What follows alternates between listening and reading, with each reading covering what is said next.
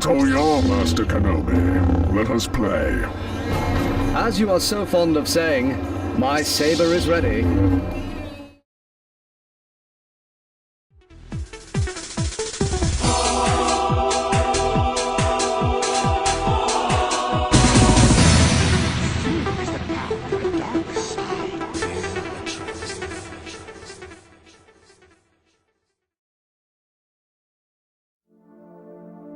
Descended from a long line of Keldor Jedi Knights and the last apprentice of the famed Jedi Master, Tyvaka, Plo Koon was an eminent Jedi Master who ascended to the Jedi Council following the heroism he displayed during the Stark Hyperspace War. A powerful and pragmatic individual noted for seeing issues in black and white, Koon participated in such notable conflicts as the Yin-Chori Uprising and the Battle of Geonosis, the latter of which ushering in the Clone Wars. Shoehorned into the role of a general in the Republic's clone army, Koon led his troops to victory on such notable battlefronts as Brental 4 and Korm, surviving engagements with the infamous Jedi killer Asajj Ventress and the brutish Sith acolyte Savage Opress. Following the commencement of the Great Jedi Purge in 19 BBY, Koon was shot down by his own troops over Cato Nemoidia, the exact details of his death later being falsified by the Empire in order to feed the galactic populace's growing anti-Jedi sentiment. The former apprentice of the legendary Jedi Master Qui-Gon Jinn, and one of the many heroes of the Naboo crisis, Obi-Wan Kenobi garnered special notoriety within the Jedi Order after his defeat of the Sith apprentice Darth Maul, an act that earned him his knighthood. An active field agent noted for his negotiatory and combative prowess, Kenobi became the instructor to the young Anakin Skywalker, the rising star of the Jedi Order. During his investigation into the assassination attempt of Senator Padme Amidala, Kenobi uncovered a plot engineered by the Sith apprentice Darth Tyrannus to instigate a conflict between the Republic and the newly minted Confederacy of Independent Systems, which would later become known as the Clone Wars. Becoming a general in the Republic's clone army, Kenobi became one of the most notable Jedi of his day, participating in nearly all of the war's most noteworthy engagements and defeating many of the greatest Jedi killers of his era. Kenobi was eventually elevated to the status of Jedi Master and was named to the Jedi Council. The semi-regular battlefield engagements and one-on-one lightsaber duels crafting him into one of the most formidable Jedi of his day.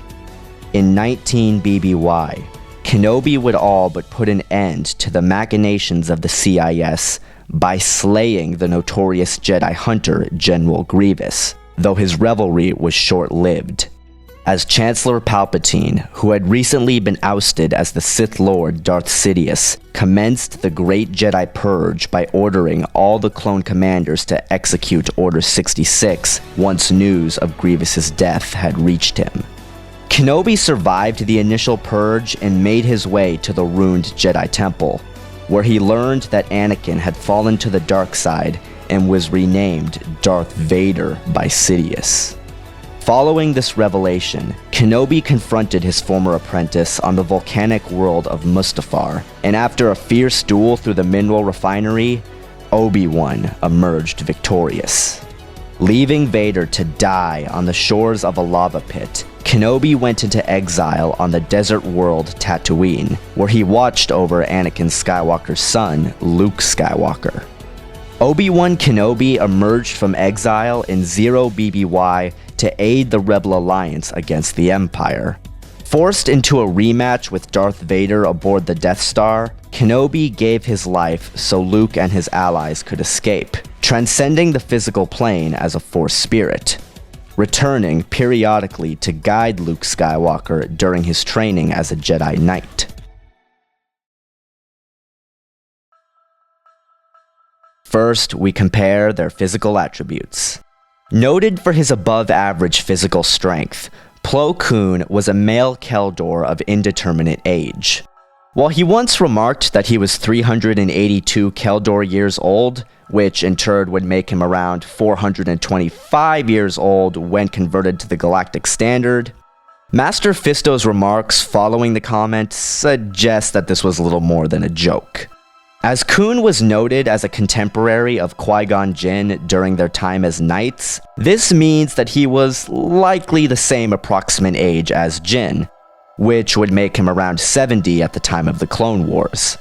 The Keldor were a race of humanoids noted for possessing quicker reflexes, though significantly lower constitutions than humans, and Koon was an exception to neither. His greater reflexes allowed him to better counter the trajectory of blaster bolts, while his weaker constitution made him far less resilient towards physical injury than his fellow Jedi. On the flip side, the extreme weather of their homeworld allowed the Keldor to develop a high resistance towards environmental hazards. Plo Koon himself was even able to survive brief exposure to hard vacuum. Keldor also possess sensory organs that allowed them a limited form of telepathy, a trait that was further enhanced by Koon's force sensitivity. However, his Keldor physiology also left Koon with a serious physical weakness. As Keldor evolved in a helium-rich environment, Koon required the use of a breath mask in order to survive in oxygen-based atmospheres. If the mask was ever damaged or disabled, Koon's eyes would convulse and cause him to go blind, and his lungs would quickly spasm and collapse, suffocating him. For this video, we will be examining Kenobi during the events of Revenge of the Sith in 19 BBY. A human male at 37 years of age, he was well built and, as I mentioned, still in his physical prime. Accounting for his applications of force-based physical augmentation, Kenobi's demonstrations of strength, agility, and stamina were prodigious, though nothing to write home about when compared to other Jedi Masters of his caliber. That being said, Kenobi's physical hardiness was an entirely different story altogether. Throughout the Clone Wars, no one took more punishment and kept getting back up more than Kenobi. Even Jason Voorhees would be impressed by what this Jedi has persevered through. Kenobi has been beaten up, shot by blasters, stabbed with a lightsaber, survived a ship crash while under the effects of poison, endured a massive explosion that just so happened to come from a factory on a lava river, waged a fierce battle with shards of glass stuck in his body, and fought his way through up to 30 armed guards and the Dark Jedi Asajj Ventress to escape a prison, after enduring months of agonizing Sith torture, during which time he was deprived of sleep, forced to wear a mask that caused intense pain and kept him from concentrating, along with having maggots feasting on his innards. What the fuck? The general theme, and not just mine, but most other Versus series, is when comparing aliens to their human counterparts, the alien species generally gets the physical edge because he or she possesses attributes that give them an advantage over the human. However, this is one of the few cases where Koon's Keldor traits actually work against him. Plo Koon may hail from a species with quicker reflexes and greater telepathic ability than Kenobi's. However, such advantages are moot in a contest between two beings who are capable of bolstering those attributes through the Force. Kenobi's insane physical hardiness also makes Koon's brittle Keldor exterior look laughable by comparison, as he can brush off injuries that could finish Koon. Plo Koon's oxygen mask also represents a major physical shortcoming, as significant damage to the thing would be fatal, a weakness that Kenobi does not share. When comparing the physical capabilities of Plo Koon and Obi-Wan Kenobi, Plo Koon falls short in literally every category. His telepathy and reflexes are moot. His oxygen mask is a major weakness. His physical hardiness does not compare. As such, it should come as little surprise that I award Obi-Wan Kenobi the physical edge.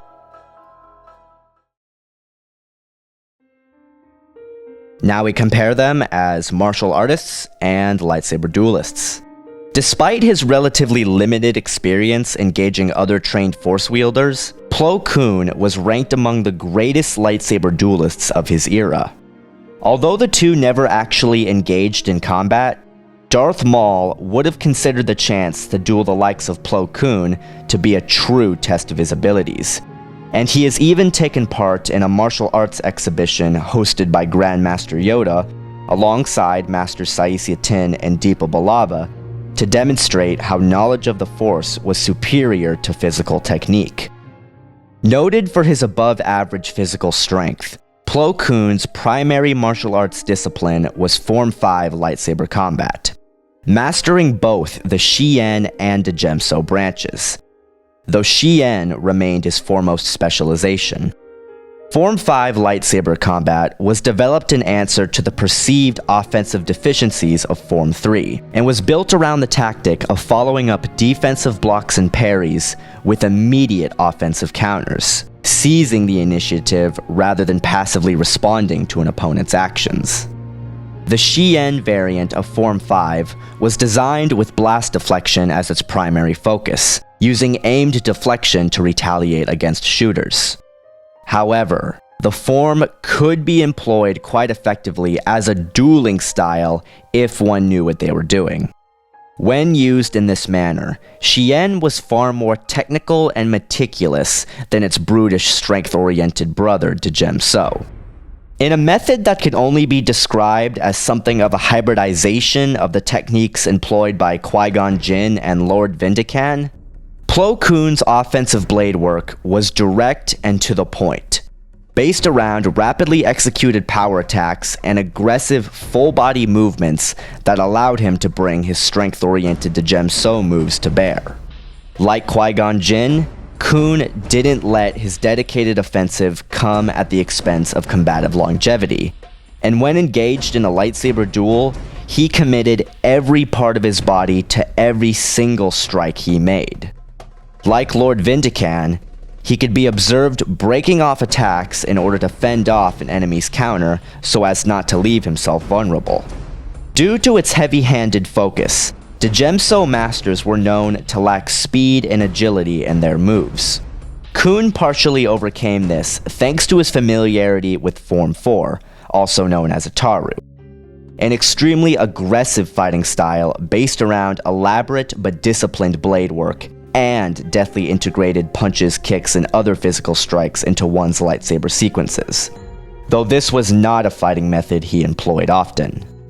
On the topic of unarmed combat, Koon was also an expert in this field as well, having been observed incapacitating numerous escaped prisoners with force-enhanced physical strikes alone, and effectively integrating them into his lightsaber sequences when necessary.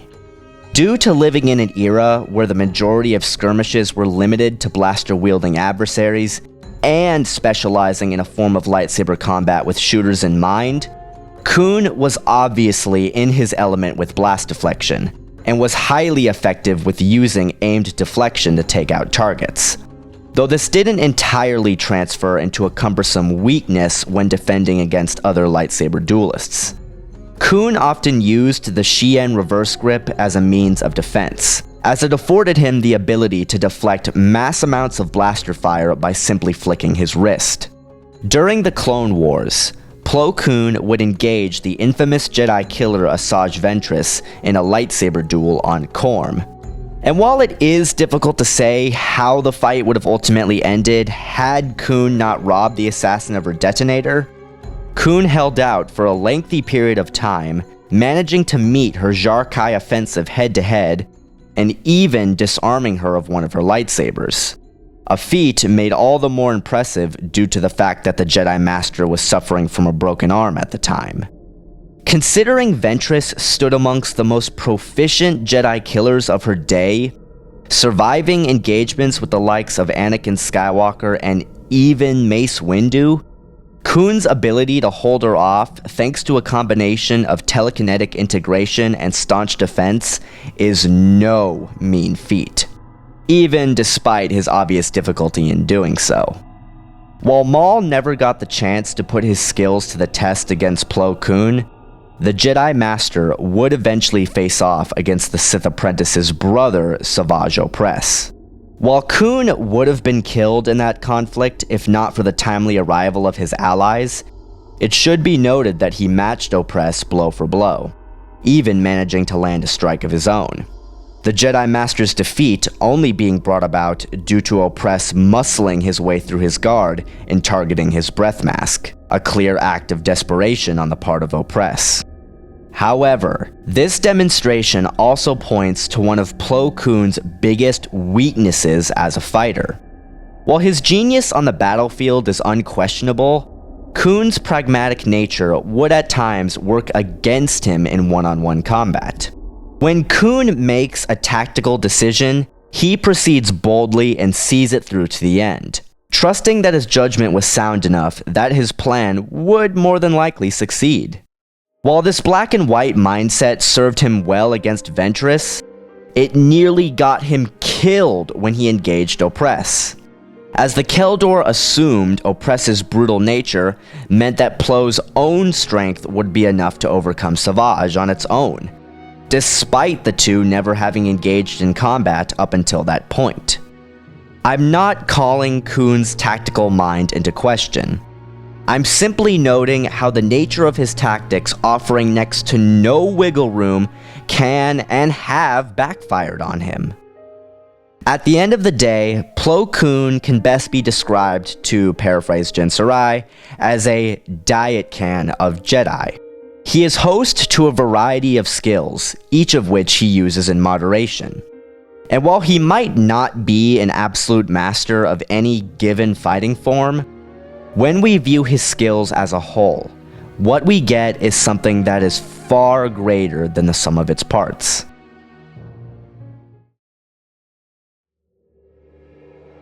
A natural talent with the lightsaber, Obi-Wan Kenobi was irrefutably one of the greatest lightsaber masters of his day, and was noted by Mace Windu as the greatest Surisu master of the era. I'm very flattered that you would consider me a master, but really, not a master. The master, Mace had said. Throughout his life, Kenobi has engaged Darth Maul, Asajj Ventress, Savage Opress, General Grievous, and even Darth Vader, and defeated all of them to various degrees. He has even survived numerous engagements with the likes of Count Dooku, one of the greatest lightsaber masters and one of the most prolific dueling instructors in galactic history. Normally, when analyzing a character's lightsaber technique, I start by examining their offensive fighting mode first, then moving on to their defensive. However, since Kenobi's primary martial arts discipline is defensive-based, I will be starting there. Obi-Wan Kenobi's chosen fighting discipline was Surisu, the third form of classical lightsaber combat.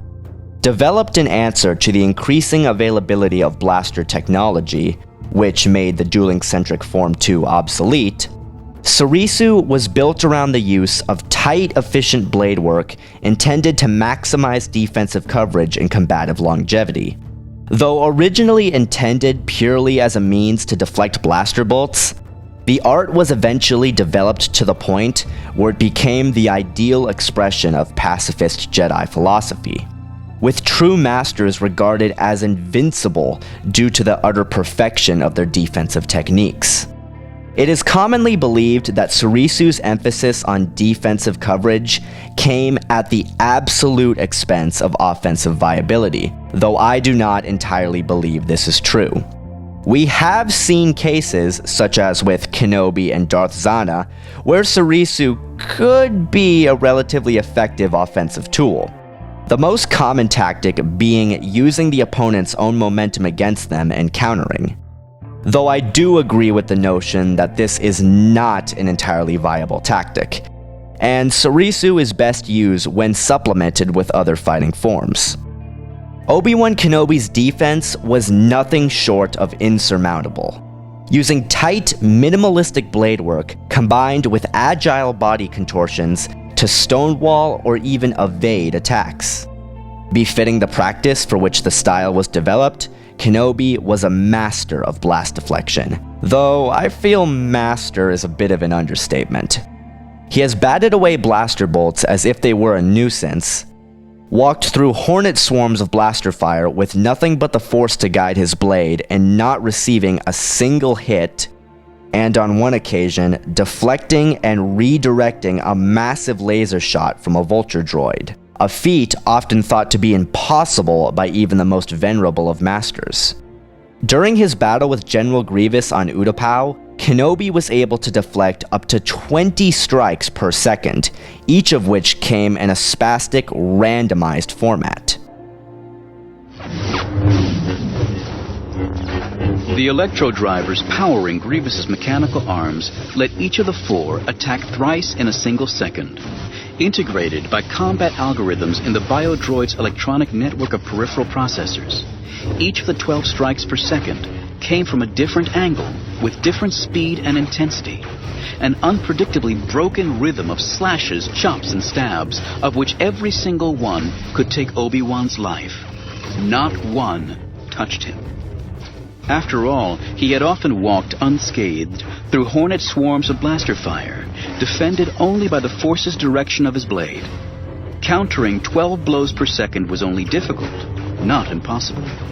His blade wove an intricate web of angles and curves, never truly fast, but always just fast enough. Each motion of his lightsaber subtly interfering with 3 or 4 or 8 of the general's strikes, the rest sizzling past him, his precise, minimal shifts of weight and stance slipping them by centimeters. His defensive skill was so advanced that even Count Dooku's dedicated Makashi offensive, a form designed specifically to undermine the defenses of opponents, I might add, was rendered ineffective. And this image, this plan was so clear in Dooku's mind that he almost failed to notice that Kenobi met every one of his thrusts without so much as moving his feet, staying perfectly centered, perfectly balanced, blade never moving a millimeter more than was necessary, deflecting without effort, riposting with flickering strikes and stabs swifter than the tongue of a Garolian ghost viper. And when Dooku felt Skywalker regain his feet and stride once more toward his back, he finally registered the source of that blinding defensive velocity Kenobi had used a moment ago. And only then, belatedly, did he understand that Kenobi's Ataro and Shi'icho had been ploys as well. Kenobi had become a master of Sorisu. Dooku found himself having a sudden, unexpected, overpowering, and entirely distressing bad feeling about this. His farce had suddenly, inexplicably spun from humorous to deadly serious, and was tumbling rapidly toward terrifying. With such an insane level of defensive skill, one would assume Obi-Wan's offensive capability to be lacking. This is not the case, however. Much of Kenobi's offensive was grounded in Form 4 lightsaber combat, the Ataru style, and while he never elevated his practice to the level attained by Master Yoda, he was a noted master of the form. As with most Ataru specialists, Kenobi demonstrated a high level of skill with randomized, acrobatic-based swordplay, and was an expert at integrating physical combat techniques into his lightsaber sequences. Similar to Plo Koon, Kenobi also excelled as a pure unarmed fighter, having been observed utilizing rapid punches and kicks combined with grapples to subdue targets. The comic Qui-Gon Jinn in Obi-Wan Kenobi, The Orient Express, also credits him with mastery of the alternative martial art, Taijutsu, a style that appeared to be based around striking out at an opponent's joints to subdue them, which Kenobi demonstrated to great effect against Savage Opress. In addition to a specialization in Forms 3 and 4, Kenobi's technique also contained elements of the Shicho, Naiman, and Shien styles. As noted in Fight Saber, Mastering the Art of Lightsaber Combat, Kenobi was highly adept in the Xian style, occasionally utilizing the reverse grip tailored to the form and instructing his apprentice Anakin Skywalker in the art. Kenobi's use of Shi Cho was mainly centered around using the style's simplistic blade work to doggedly herd his opponents around, breaking their momentum and asserting his control over the fight. He studied Naiman mainly for the purpose of learning how to better chain force-based attacks into his lightsaber sequences, a fighting method that Naiman provides specialist training in and one that Kenobi quickly mastered. While not often employed, he has shown exceptional skill in the field of Jar-Kai dual-blade fencing, such as when he fought against Ventress on Rat-Attack and Darth Maul and Savage Opress on Florum. Obi-Wan Kenobi was once asked, "What is your greatest strength?" After a brief deliberation, he said that he is sheer simplicity, a sentiment that appears to be the underlying facet to Kenobi's overall approach. He embodies Cerisu's moniker of pacifism, while at the same time utilizing whatever facets of his broad and diverse skill set are necessary to address the nature of the contest in question. He's no staunch defensive fighter who simply reacts to whatever is being thrown at him. Nor is he some wild offensive dervish who simply attempts to dominate the fight. Kenobi followed up defensive blocks and parries with immediate offensive counters, freely applying his keen tactical mind by mixing Cerisu-style blocks with Ataru and Xian-based strikes, and magnifying his overall combative longevity by working in Naiman-based force attacks and using Shi Cho as a means of confusing the enemy. Essentially, what we get with Obi-Wan Kenobi is the physical embodiment of the phrase, adapting to the needs of the moment. His broad skill set and clever incorporation of a wide variety of combat techniques, making his fighting style incredibly varied. Having achieved that rare combination of absolute defense and strong offense without ultimately sacrificing either. Having learned the hard way the necessity of cultivating multiple options. One factor that must be considered when examining these two is Plo Koon's and Obi-Wan Kenobi's shared familiarity with each other's techniques and the influence that knowledge provided. In the Star Wars The Clone Wars lightsaber duels game, which by the way I am allowed to use as an official source since the game contains fighting information regarding the EU, Kenobi makes note of an intimate familiarity with Plo Koon's lightsaber technique. I've observed your technique for years, Master. Obi-Wan was Qui-Gon's student, and Plo Koon and Qui-Gon were close friends. As such, the three often fought alongside each other in the various crises that predated Jin's death, most notably the Stark Hyperspace War and the Yin-Chori Crisis. This gave Kenobi ample opportunity to observe and analyze Plo Koon's overall fighting technique. And while it's never been explicitly stated, I don't think it's that much of a leap to assume Kenobi's initial studies of Xian were in direct response to Plo Koon's showings. Essentially, what this means is Kenobi would be quite familiar with Koon's tendencies in battle and would likely know some way of how to counter it, granting the Jedi Master a sizable advantage in this contest. Now, many would argue that this knowledge goes both ways, as Koon would also likely possess a familiarity with Kenobi's lightsaber technique. However, I don't believe this to be entirely true. Do remember that in the time between the start of the Clone Wars and its conclusion, Obi-Wan's lightsaber technique went through a complete and total overhaul, evolving from a graceful yet textbook offensive to a highly dynamic and varied skill set based around absolute defense and combative longevity. He was a utilitarian fighter who learned the necessity of cultivating multiple options, employing the most appropriate aspects of his diverse fighting style to get the job done. He doesn't dedicate himself to absolute defense or attack, instead opting to blend the two, adapting to the situation at hand and moving forward. By contrast, Koon's lightsaber technique remained relatively consistent. He never developed any alternative techniques or strategies because he didn't really need to. As I've said, he's only been involved in 2 serious lightsaber duels with opposing Force wielders in the Clone Wars era. While Kenobi and Koon fought alongside each other in multiple large-scale engagements with battle droids, the amount of times Koon actually witnessed Kenobi dueling were extremely few and far between. And I highly doubt Koon was going out of his way to observe Kenobi's changing technique due to the rigor of the Clone Wars. While I am under no illusion that Koon possesses familiarity with Kenobi as he is portrayed in Attack of the Clones, Revenge of the Sith era Kenobi is an entirely different story. Plo Koon's overall technique was dynamic and moderate, with a good balance between strength and agility. His slow and deliberate approach making his style viable in the long term, and he has demonstrated a considerable level of precision. I already mentioned how he was able to disarm Ventress despite the loss of use in one of his arms. As a raw swordsman, his greatest advantage was his versatility, but therein lies his weakness.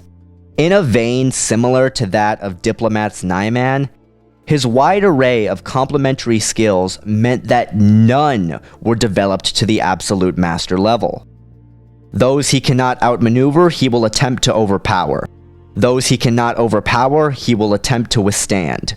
And those he can neither overpower or withstand, he will attempt to off-balance by chaining in Force abilities into his lightsaber sequences. However, when confronted by foes who were able to counter everything he was bringing to the table, Koon was often left scrambling, due to his lack of options. Such a technique would be a serious liability against an opponent like Kenobi. As a dedicated student of a form dedicated to unyielding defense, combined with mastery in various other combat disciplines, Kenobi had anticipated and developed counters to virtually all possible lightsaber techniques and styles. While the principle of Koon's Form 5 specialization offers him a slightly superior transition from offensive to defensive fighting modes than Kenobi's Ataru and Sarisu hybrid, it's a moot advantage since Koon is primarily a Shien specialist, which is derived more from Sarisu and doesn't employ the precise dueling nor the heavy-handed linear dynamics that could potentially break Kenobi's guard. Kenobi was able to withstand up to 20 strikes per second from General Grievous, the precise swordplay employed by Dooku, and the heavy-handed Djemso assault brought on by Darth Vader. All of which make Plo Koon's moderate Shien offensive look amateurish by comparison. And as with all of his other techniques, such as his study of Djemso or Ataru, he simply hasn't developed them to the point where they could overcome Kenobi. In most situations, his solid integration of unarmed combat techniques and force-based attacks would go a long way towards compensating. But again, these are skills Kenobi employs himself and can effectively counter. I have little doubt that Kenobi would be able to hold off Koon's attacks and counters with his Sarisu brick wall, whether by overpowering the Keldor Master with his Ataru and Shien hybrid, outmaneuvering and herding him around with Nyman or Shi-Cho, or using his knowledge of Plo Koon's technique to entrap him and exploit a fatal weakness. And in an overall sense, he is the more viable. Obi-Wan Kenobi gets the edge as a martial artist and lightsaber duelist.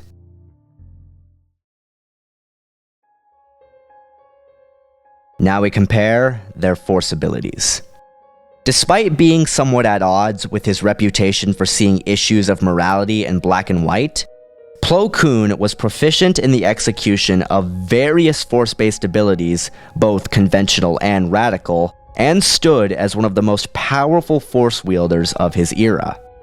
His application of Force-based physical augmentation was mainly geared towards enhancing his speed and strength to aid in the execution of his personal fighting style and compensate for his comparatively low constitution.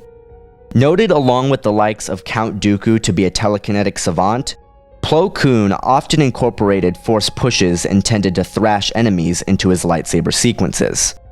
While not often employed, he has used the force to telekinetically manipulate his lightsaber in the midst of combat, either for attack or retrieval.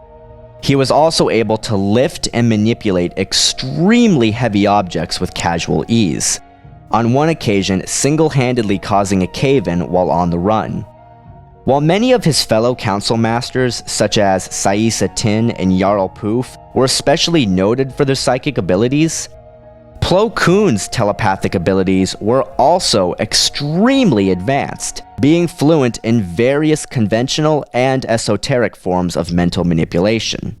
His telepathic abilities were augmented by his Keldor physiology, as well as the force bond he shared with his niece, Sha Koon. During the Stark Hyperspace War, Plo and his niece were able to use their telepathic power in conjunction with other Jedi Masters to communicate with the High Council from across the galaxy. During the same conflict, Plo Koon seamlessly probed the mind of the pirate Iako Stark, without the latter even being aware of the other's presence. He has applied the basic mind trick with casual ease, compelling subjects to do his bidding and, on a few occasions, outright erasing knowledge of his own existence. On the topic of mind tricks, Koon's training under the Baron Dosages granted him the ability to resist mind tricks and mental-based torture, a good example being Force Fear. However, it is unknown whether or not this training branched into the realm of being able to dispel Force-based illusions. In addition, he has also used his telepathic powers to assist the then Jedi Padawan Aayla Secura in recovering her lost memories following a disastrous mission on Ryloth. Something I always found perplexing is that, unlike Darth Vader, who was able to use the Force to temporarily heal his damaged lungs and survive for a limited time without the function of his suit, Plo Koon appeared to be completely incapable of using the Force in such a manner should his oxygen mask ever be disabled. While it's difficult to say whether or not this is due to a difference in Force power or skill between Vader and Koon, I am more inclined to believe the latter. As far as his knowledge of more esoteric Force abilities goes, Plo Koon possessed the ability to manipulate the environment around him, which enabled him the ability to perform such feats as freezing small bodies of water or manipulating a dense fog in order to provide cover. Additionally, Plo Koon possessed some talent with the rare Force art known as Malaysia, which was used to induce extreme dizziness and nausea in a target, thereby incapacitating them without seriously harming them. However, he never developed this skill to near the level as achieved by the Jedi Council Master Oppo Rancisis. Arguably, Koon's most overtly destructive and controversial power was his proficiency with the ability known as Electric Judgment. A practical man, Koon refused to let his innate talents with the art go undeveloped, despite the Council's insistence, stating that he had no special fascination with it and only developed it as a means of acting in accordance with the Force's will. The use of this power allowed the caster to summon bolts of lightning that could be directed towards a desired target and cause immense pain upon contact and render them unconscious.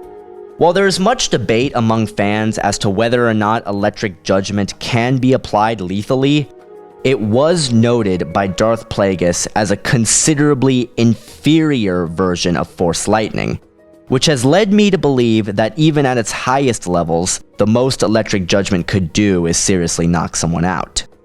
I should also mention that when Luke Skywalker supposedly used Electric Judgment against a group of Hive soldiers, the radical and intense way in which this sequence is described falls much more in line with traditional Force Lightning, which Luke is credited with, rather than Electric Judgment, which he is not.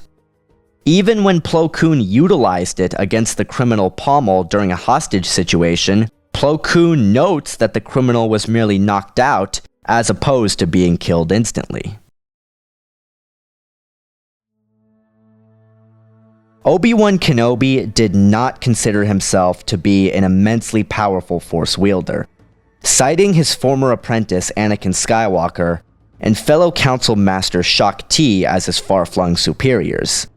However, when one examines what Kenobi has accomplished as a combative Force wielder, it's clear that these remarks were very much in the way of self-effacement rather than actual fact.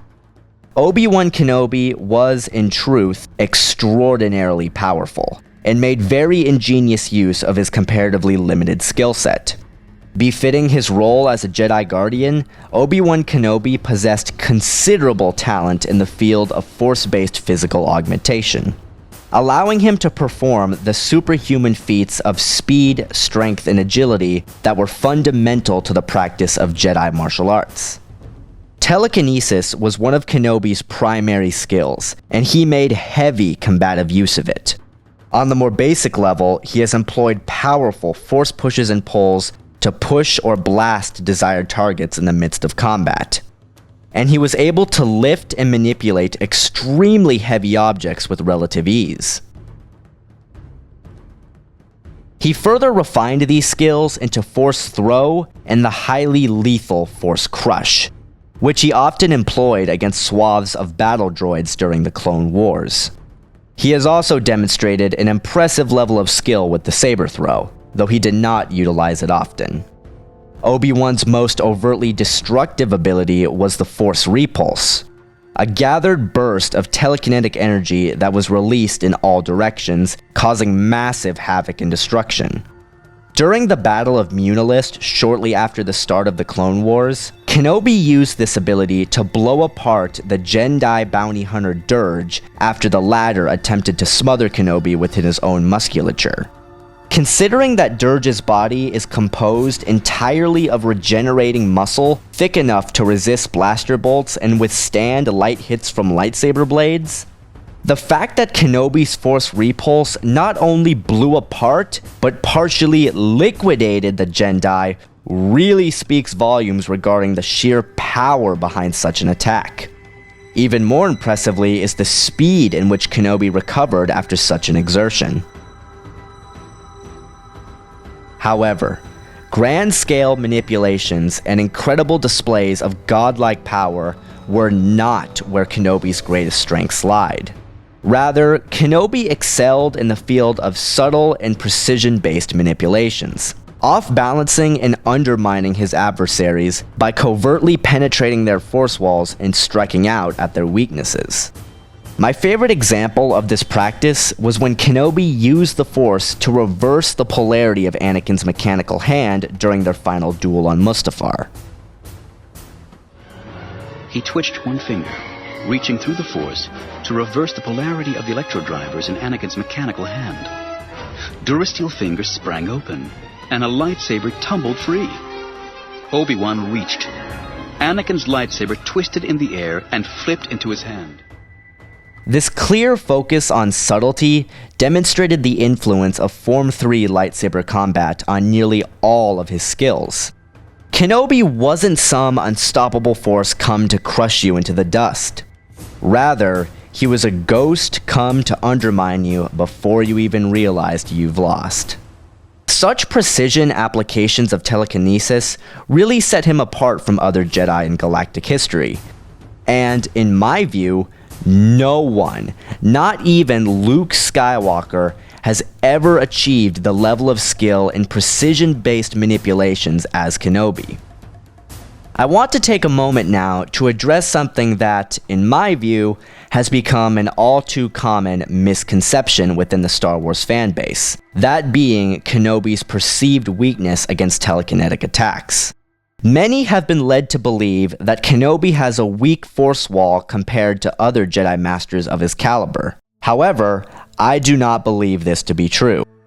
In fact, I would even argue that Kenobi's force shields are just as strong, if not stronger, than the majority of Jedi of his era. The most common instances fans like to bring up is Ventress's seizing of Kenobi on Ohana Doom, Maul blasting him on Florum, and Dooku ragdolling him during their final duel aboard Invisible Hand.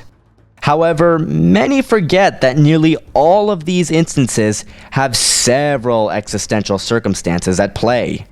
When Ventress seized Kenobi on Ohana Doom, the Jedi Knight had not only just come off an intense battle, but was suffering the debilitating effects of a separatist toxin that the Jedi Knight noted was keeping him from channeling his full strength in the Force.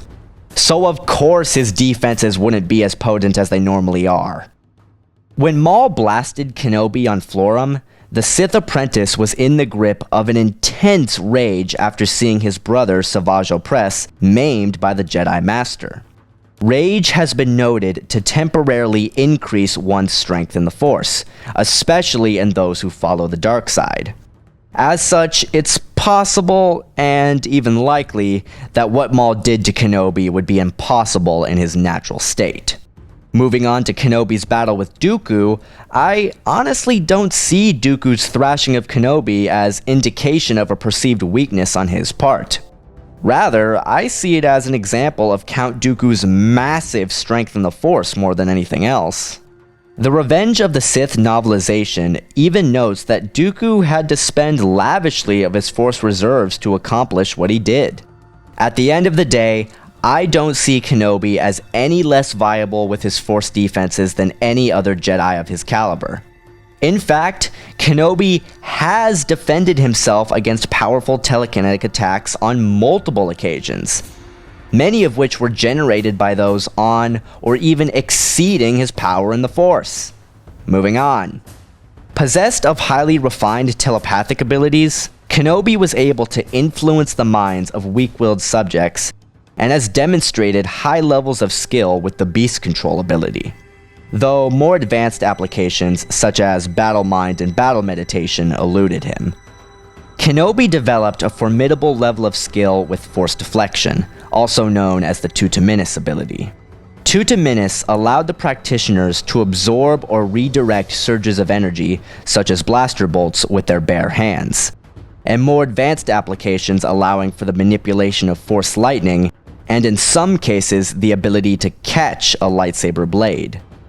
In combat, Kenobi has used Tuta Minis to deflect projectiles, fire, and even blaster bolts with his bare hands, though he is apparently incapable of using it to manipulate Force Lightning as a means of defense, instead relying on his lightsaber to redirect the energy.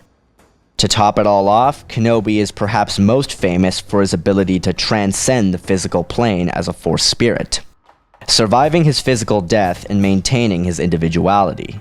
While this ability obviously has no combative applications, it does speak volumes about the strength of the connection he has to the currents of the living Force.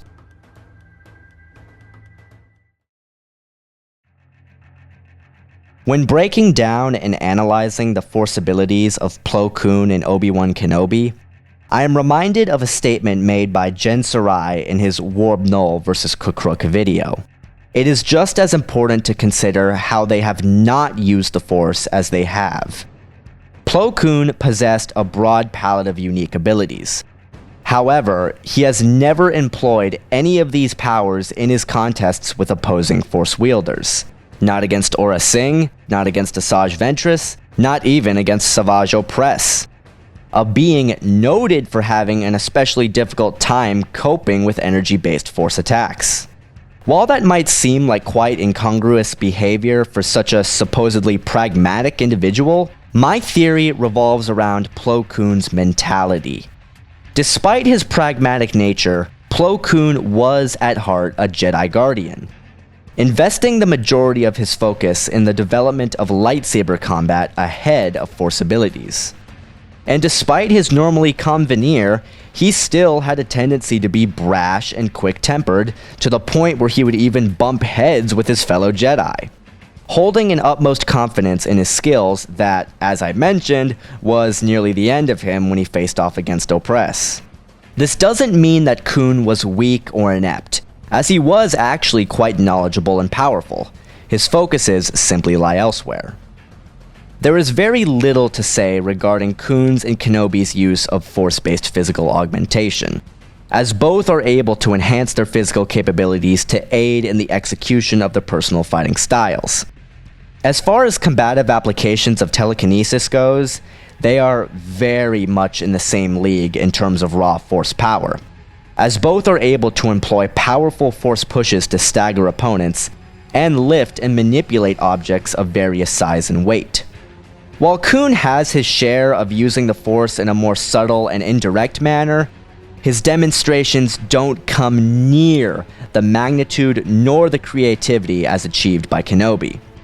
However, Plo Koon's greater variety of unique abilities alien to Kenobi would go a ways for making up for this, though the actual use and effectiveness of these abilities is questionable. Koon obviously possesses a far greater level of potency and skill than Kenobi as a telepath, though this would do little as most telepathic abilities are useless in a confrontation between two Force wielders who have been trained to resist such influence. And Koon has never shown any skill in the ones that aren't. A similar situation is at play regarding Koon's ability to alter the environment around him, as doing so not only requires extensive concentration in order to be pulled off, but wouldn't even be a factor on an even battlefield.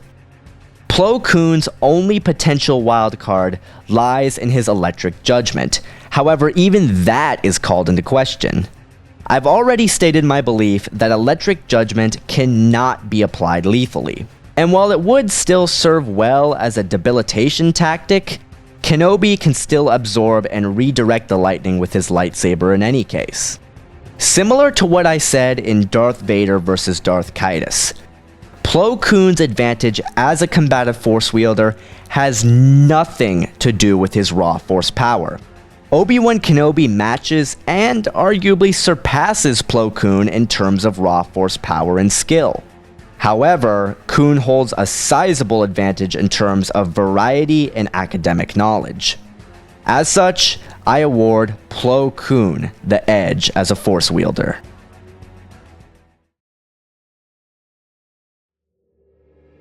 And now, the verdict. This is easily one of the hardest verdicts I have ever had to call. Both Plo Koon and Obi-Wan Kenobi were amongst the most powerful Jedi of the age, developing their skill sets around the tenets of moderation and adapting to the situation at hand. Neither Jedi's skill as a swordsman nor their command of the Force completely dwarfs the others, and in an overall sense, they are very much in the same league.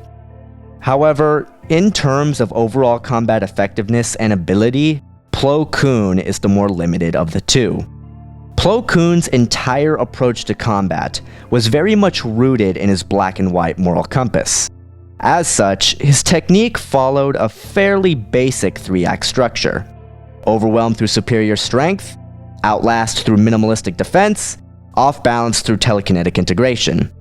A highly efficient and varied fighting method to be sure, but not one that would prove insurmountable for someone like Kenobi, due to the very nature of his personal style. Dooku's utter humiliation of Kenobi on Geonosis taught the Jedi Master that the true key to victory in any confrontation came through control and minimalism. Endurance over power, adaptability over predictability, and simplicity over shock and awe. A mentality that Kenobi has applied to both lightsaber combat and Force ability. Just as his lightsaber technique was based around simplicity and control, so were his Force abilities based around subtlety and defense. While by no means incapable of leaping in headfirst as the aggressor, Kenobi's breadth of skill was about outmaneuvering and undermining an enemy's foundations. The only thing that Kenobi had true difficulty contending with was a master-level application of a heavy-handed fighting style that employed both a dynamic and versatile offensive combined with a staunch defensive. Something that was beyond Plo Koon's ability due to his jack-of-all-trades, master-of-none skill set. Koon may be a broader and more dynamic combative force wielder, but he wielded his powers too sparingly, lacking the precision demonstrated by Dooku or the primal raw power demonstrated by Anakin Skywalker. Aside from a few flashy tricks, Plo Koon wasn't packing anything that Kenobi hadn't already proven he could deal with. In addition, Kenobi's familiarity with Koon's lightsaber technique, combined with his greater experience engaging other trained force wielders, puts Koon at an even further disadvantage. Yes, Plo Koon held his own and arguably defeated Asajj Ventress, but that is something Kenobi did on a regular basis. Yes, Plo Koon's Form 5 technique has a slightly more seamless transition between defense and attack than Kenobi's switch from Forms 3 to 4. But Kenobi's familiarity with the Keldor's technique make this advantage immaterial. Simply put, Obi-Wan Kenobi possessed a greater level of versatility as a lightsaber duelist, and boasted strength and skill in the Force basically equal to Koon's own. Obi-Wan's advantage is further reinforced by his physical superiority over Plo Koon. Not only is Kenobi significantly tougher than his Keldor counterpart, but he doesn't have the disadvantages brought on by Koon's oxygen mask, which would spell a decisive end to the fight should it be destroyed.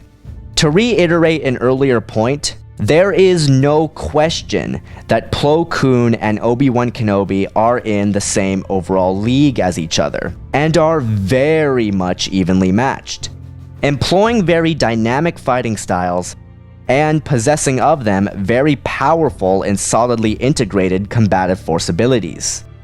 However, at the end of the day, when all is said and done, the odds, in my view, still favor Obi-Wan Kenobi. The battle would most certainly begin as a pure lightsaber duel, and the two would stand equally matched in the initial engagement. However, as the fight escalated, Koon would begin to put more and more power into his strikes and integrate force-based attacks into his lightsaber sequences in a vain attempt to break Kenobi's sword guard. Noticing Koon's monomaniacal focus on breaking him down, Kenobi would reach out with the Force and likely strike out at Koon's most visible weakness, his oxygen mask, bypassing the Keldor's force shield and crushing the mechanism, spelling a quick end to the fight here and there. Assuming that Kenobi doesn't do this, he would instead likely take to the same approach he employed against General Grievous on Utapau, fending off the Jedi Master's strikes while working in his own attacks and counters. Deathly integrated telekinesis to stagger Koon and break his momentum, while using Shi-Cho to herd him around and assert his control of the fight. Eventually working his way inside Plo Koon's guard and cutting him down. I declare Obi-Wan Kenobi the winner. Phew! Finally got this one done. Just so you guys know, this was a very important matchup to put together. This fight has been a major point of contention for me and my fellow Council Masters for nearly 2 years now, since we pretty much all share a different opinion on how we think this match would go down. I know for a fact that many of you will probably disagree with me on this one, but as always, this is just strictly my opinion. As always, I hope you guys enjoyed, and you are free to leave suggestions for future matchups in the comment section below, and as always, I'll see you guys later.